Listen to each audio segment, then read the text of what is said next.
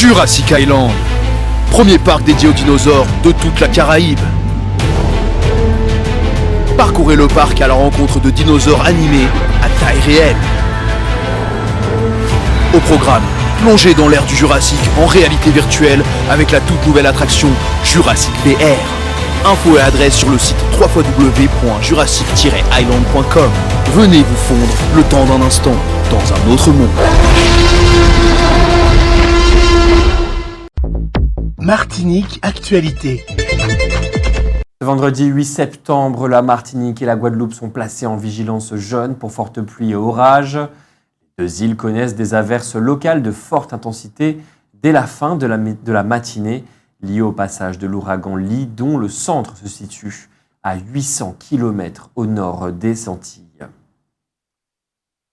L'équipe de Martinique de football a été battue au Panama par le Panama hier dans la Coupe de la Ligue des Nations de la CONCACAF 3-0.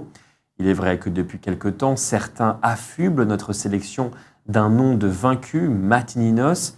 Il faut espérer tout de même que la sélection de football de la Martinique l'emportera dimanche contre Curaçao. Le match se jouera en Martinique. Les journées nationales d'action contre l'illettrisme qui commencent aujourd'hui vont durer une semaine. En France, sont considérées comme illettrées les personnes qui ne maîtrisent pas suffisamment la lecture, l'écriture ou le calcul pour être autonomes dans les situations simples de la vie courante. La ville de Schœlcher fait partie des 9 communes de France du palmarès 2023 ayant obtenu le label Ville active et sportive avec le maximum de 4 lauriers.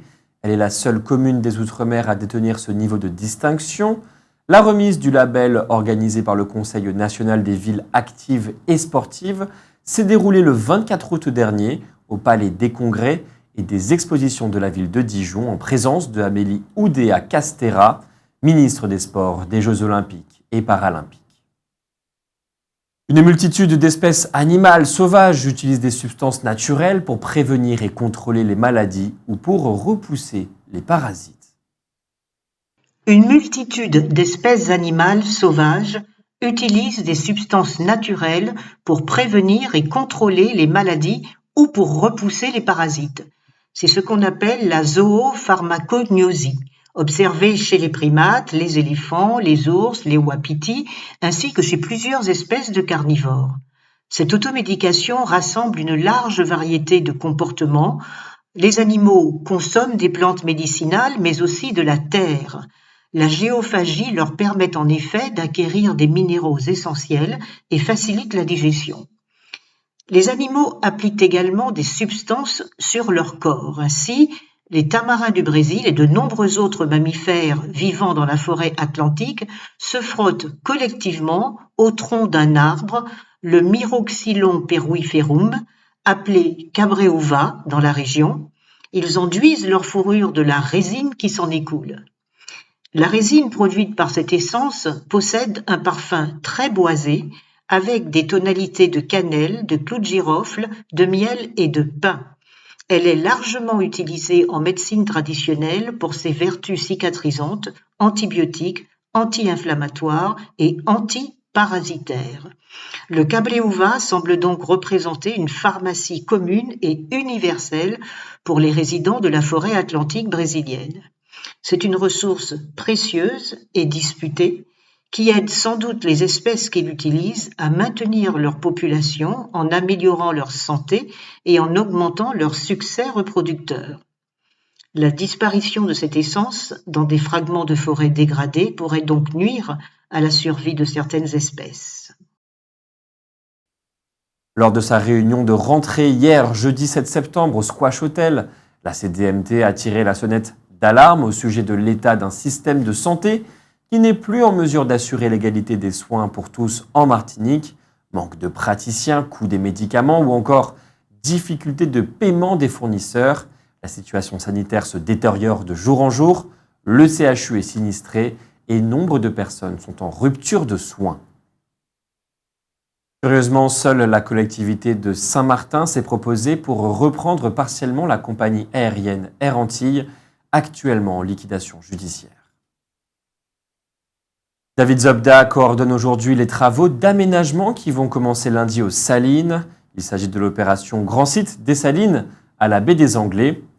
Il a rendu hommage à Garcin-Malsa et à tout ce qu'il a accompli jusqu'à maintenant pour préserver ce site. Selon M. Zobda, c'est d'ailleurs à lui que l'on doit l'idée de cette opération Grand Site.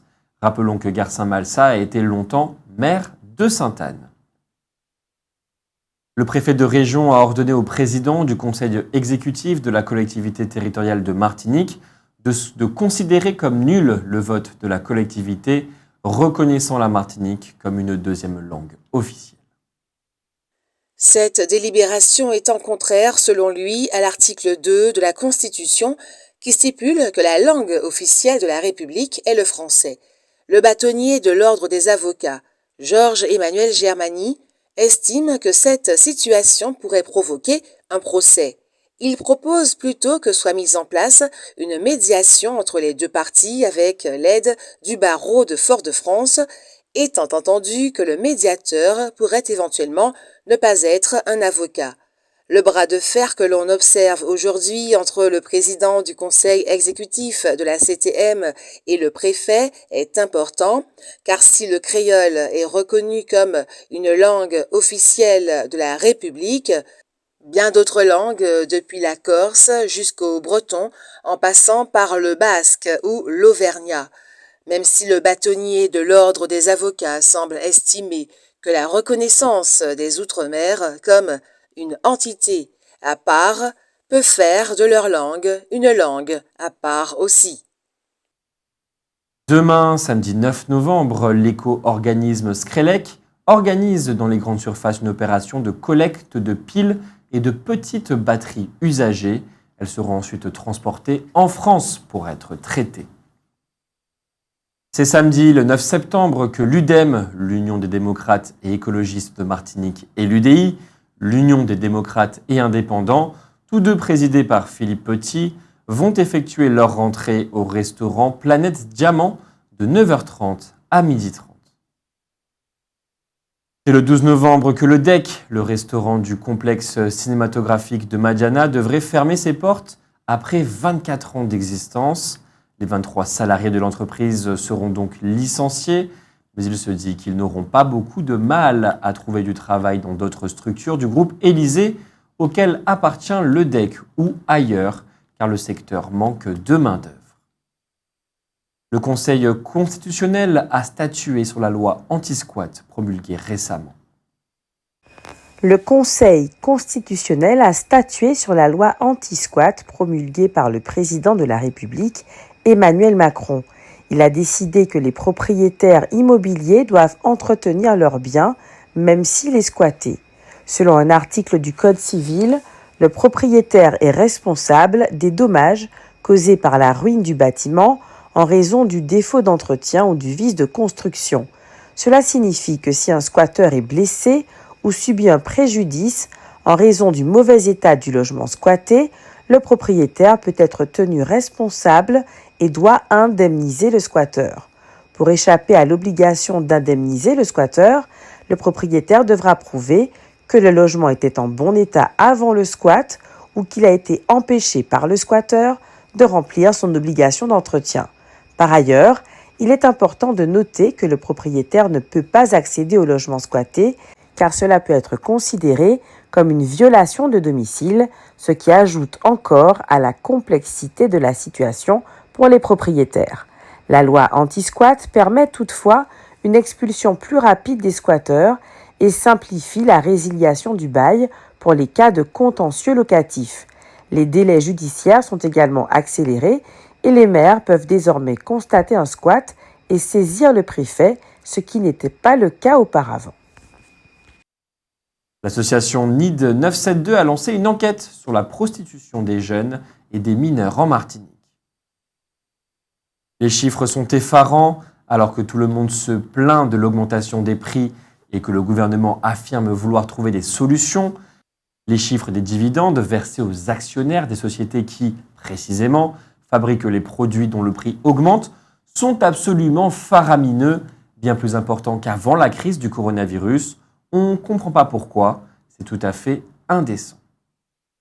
Hier, jeudi, le personnel de l'hôpital Mangovulsin a fait valoir son droit de retrait pour protester contre le mauvais état de certaines parties de l'établissement. Un établissement qui, construit entre deux cours d'eau, est miné par l'humidité. Des solutions semblent avoir été trouvées pour l'instant. Certains services ont été déplacés. On le sait, Marcellin Nadeau, quoique dans l'opposition, était président d'une commission traitant de l'écologie au sein de la collectivité territoriale de Martinique. Il a démissionné avec perte et fracas en affirmant que rien de ce que préconisait cette commission n'était pris en compte par la collectivité. Le président de l'Assemblée, Lucien Salibert, a réagi à cette démission par une lettre qu'il a rendue publique et dans laquelle on peut lire notamment ceci. Il aurait été plus élégant que M. Marcellin Nadeau avoue à la population que sa fonction de député exercée sur le territoire hexagonal, avec toutes ses contraintes, l'empêche de mener à bien ses missions de président de commission sur le territoire martiniquais. Les absences répétées de M. Marcellin Nadeau en réunion nuisaient au bon fonctionnement de la commission et lui ont valu des reproches acerbes de la part des membres de cette commission. Au Lorrain, une permanence d'EDF Martinique va se tenir lundi, le 11 septembre, de 7h à 15h à France Service. Sur rendez-vous, les conseillers clientèle d'EDF renseigneront les usagers qui le souhaitent. Outremernews.fr, le site de l'actualité Outre-mer, 24 heures sur 24 et 7 jours sur 7. Retrouvez la chaîne Outremer News sur YouTube.